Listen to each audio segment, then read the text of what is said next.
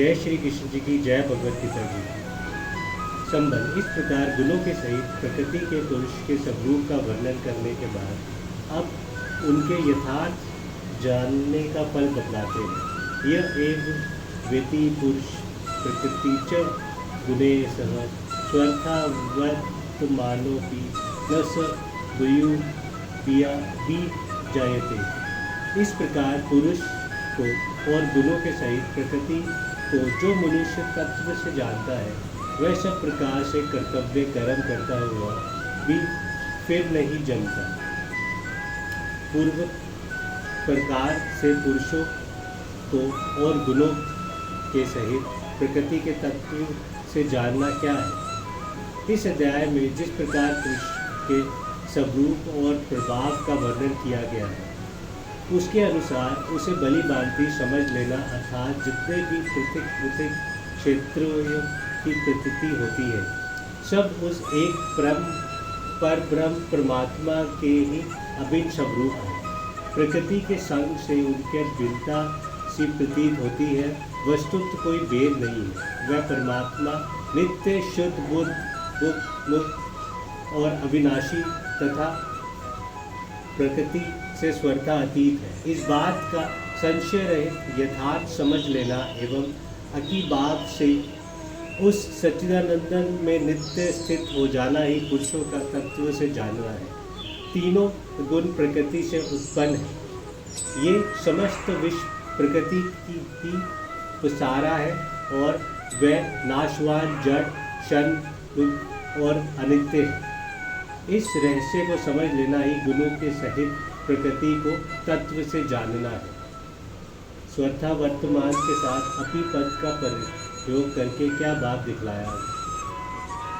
यह स्वर्था वर्तमान के साथ अपी पद का प्रयोग करके ये बात दिखलाया है कि जो उपयुक्त प्रकार से पुरुषों को और गुणों के सहित प्रकृति को जानते हैं, वह ब्राह्मण, क्षत्रिय, वैश्य, शूद्र किसी भी वर्ण में एवं ब्रह्मचार्य किसी भी आश्रम में रहता हुआ तथा उन वर्णाश्रमों के लिए शास्त्र में विधान किए हुए समस्त कर्मों का यथा योग्य करते हुए भी वास्तव में कुछ भी नहीं करता, इसीलिए पूर्ण जन्म को नहीं प्राप्त होता। यहाँ स्वर्थ वर्तमान के साथ अपी पद का प्रयोग, यदि ये बात मान लिया जाए कि वह निषिद्ध कर्म करते हुए भी पूर्ण जन्म को नहीं प्राप्त होता, तो क्या हानि है।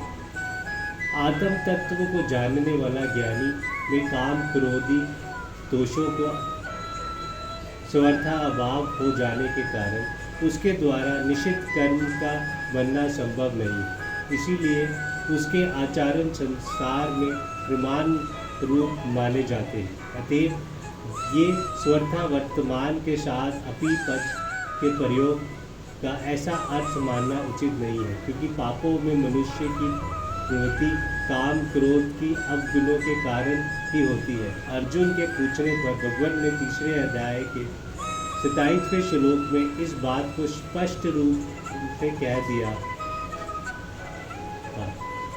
इस प्रकार प्रकृति और पुरुष के तत्व को जानने वाला पूर्ण जन्म क्यों नहीं प्राप्त होता।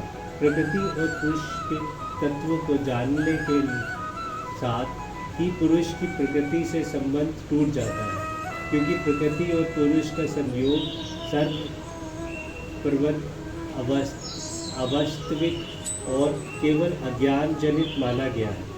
जब तक प्रकृति और पुरुष का पूर्ण ज्ञान नहीं होता, तभी तक पुरुष का प्रकृति से और उसके गुणों से संबंध रहता है, और तभी तक उसका बार बार नाना योनियों में जन्म होता है। अतएव इनका तत्व जान लेने के बाद पूर्ण जन्म नहीं होता।